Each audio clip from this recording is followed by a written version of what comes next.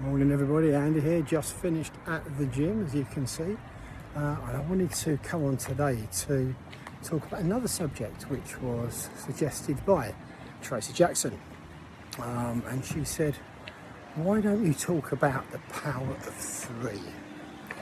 And this has been knocking about for a long number of years, which generally means if it's been going for a lot of years, it's probably pretty good actually, but it's been coming around for a number of years. And the power of three, so what's the power of three? Well, in the gym world, the power of three is you would do a minimum of 3 exercises, 3 workouts a week, and those 3 workouts a week would hit three specific areas. You'd normally do a push, you would do a pull, and you would do legs, and you would also have 3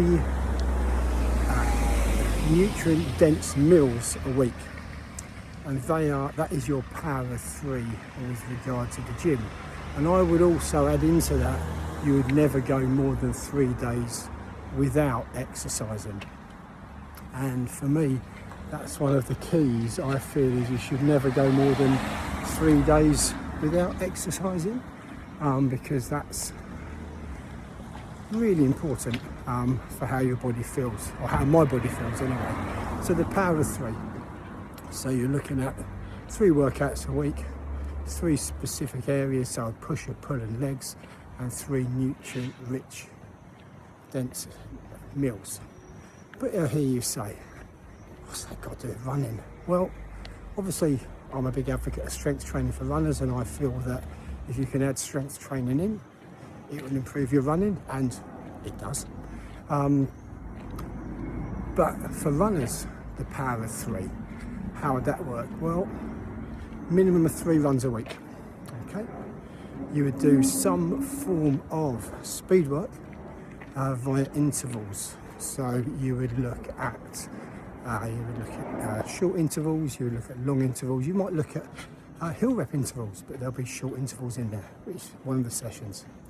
The second session would be some form of tempo run, something that gets your body used to the threshold and flushing lactic acid. So it's where you can comfortably but also a bit uncomfortably hold that pace for a long period of time.